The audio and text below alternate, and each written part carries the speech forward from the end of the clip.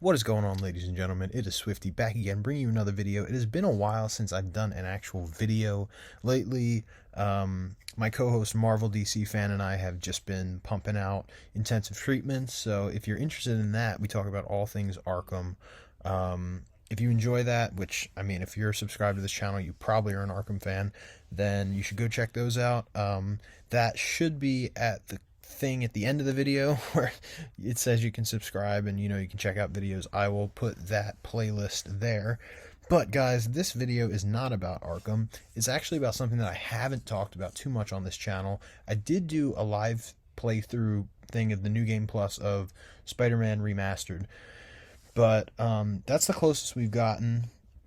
So tonight I just saw Across the Spider-Verse, and it went beyond all my expectations. I would go so far to say that this is a top 3 Spider-Man movie, on par with Spider-Man 2 and the first Spider-Verse film.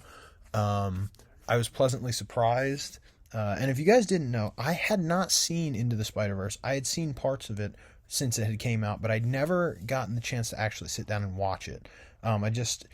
I had chances to, I just never did. Not that I wasn't interested, but I wasn't sure how to feel just because it was animated, and I love animated stuff. But I didn't know that all the hype was, I didn't know how to feel about all the hype because I was such a, I still am. I'm such a Tobey fan. And I love Miles in the comics, but I wasn't sure how it would translate over into film. So I was kind of almost apprehensive to watch it out of almost fear that it wouldn't be as good as everyone else said, and I'd be like one of those people, oh, it's not that good, it's just overhyped. But I watched it about a month ago, and incredible movie. And like I said, it's in top 3 for me. And Across the Spider-Verse is no exception. This film was exceptional. Like I said, it went over all of my expectations. And I kind of want to go through. This is unscripted video, so it's going to be a little jumbled, but I don't care. I really wanted to just get this on the YouTube, as you will, and give you my initial thoughts. I will likely go see it again next week, hopefully, if all goes well. We'll see what happens, but sorry, that was my finger cracking. But for starters, the voice cast was impeccable, just like they were in the first film. I think that these versions of the characters, the way that they're voiced, are made definitive. And it's hard to differentiate as well because, I was so used to Spider-Man Miles Morales, the game, and I was really used to that actor, who is amazing. And now that we got the Spider-Man 2 stuff coming out, I'm even more excited to hear him come back as Miles. But dude, Shameik Moore, though, like, I think he's my favorite Miles at this point. What a performance in this movie. It was so emotional. It was so sensitive. It was so personal. I was just with him every step of the way. Haley Steinfeld, who did another great job once again. Oscar Isaac, who did Miguel O'Hara, 2099 Spider-Man. What a great job. I was apprehensive because, I'm so used to Dan Gilvezan and Christopher Daniel Barnes. They were the ones I grew up with, obviously, from Shattered Dimensions and Edge of Time. With Shattered Dimensions being the one that really shaped how I heard the character when I read the comics and whatnot. Such a terrific performance, and I was, as I said, I was very apprehensive to see how Oscar Isaac would do, and he sounded really good in the trailers, but, trailers don't show off a whole performance. It was sort of the syndrome I had with the Batman last year when Robert Pattinson said, I am vengeance in the original trailer at DC Fandom, and I was like, I don't know how I feel about that. But then he says it in the movie, and it's perfect. It just makes sense. It feels right, and it grows on you. And Oscar Isaac is no exception. It didn't take very long for his voice acting skills as Miguel O'Hara to grow on me. Such a strong performance, a really, really driven performance. I believed everything.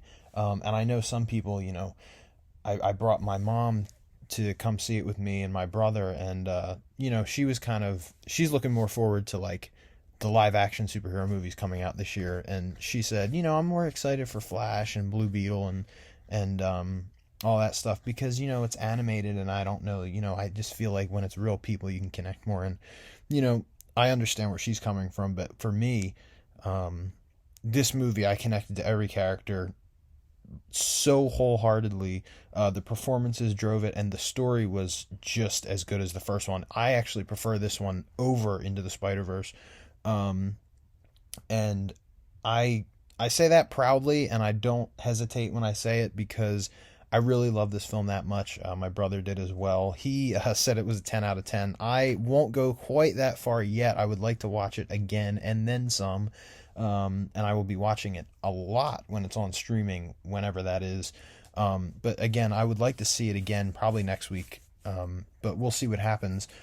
But man, the plot, what a great plot. It's really a story of self-discovery once again. There's a scene in the movie which I won't spoiler again. This is a non-spoiler review. I don't think I said that before, but non-spoilers. There's a conversation Miles has with his mother in the movie that really just sets the tone of his character from that moment onward. And it just defines him so well in the span of time from that scene to the end of the movie. Which, my God, the ending, holy crap, what a cliffhanger. I'm not going to go into details, but man, I wasn't expecting that. I was not ready for the movie to be over. I was, I looked right at my mother and my brother, and I was like, no.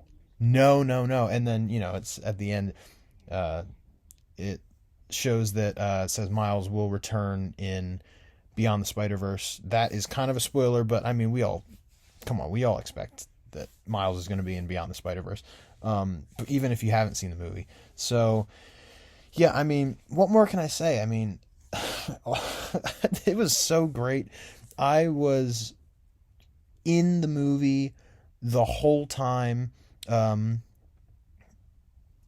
usually never take bathroom breaks at movies, but when I was in there, I had to go so bad, so I missed like 60 seconds of a scene that I will not talk about until later. I will do maybe a spoiler review once I see it a second time, just so I can kind of jolt my memory again as to like the order of every scene, just so I don't screw up. This is hard enough. It's non-scripted, and I'm trying to remember on the fly all the scenes that I loved, and which was every scene. There was not a dry moment in this movie. Guys, if you haven't seen this movie, go see it as soon as possible. Bring your family, bring your friends. This is a Spider-Man movie to be seen with as many people as possible. My theater kind of sucked. There was some moments in there that were absolutely cheer-worthy and nobody cheered. It was really a shame. I'm hoping that my experience with the other superhero movies this year is different.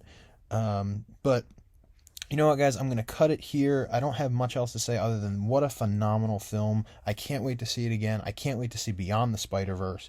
I am absolutely 100% connected to these characters now, and this movie just sealed the deal for me, with proving that this series is as good as, everybody says it is, and then some. I loved it more than the first one, and I really loved the first one. And again, to me, my favorite Spider-Man film is Spider-Man 2, and this definitely is on par with Spider-Man 2, as was the first one. So, that being said, guys, I hope you enjoyed this little, off-the-cuff review of Across the Spider-Verse. No spoilers. I will hopefully be releasing a spoiler review soon. Let me know if you saw the movie. What did you think? Your honest thoughts. Try and keep it spoiler-free in the comments section just on this video, and then, like I said, spoiler review will come soon, and that's where we can really discuss the meat and potatoes of this movie. But if you guys are interested in my other content, go check that out. Definitely. My intensive treatment stuff will be right there on the videos, right on the screen. Should be there now.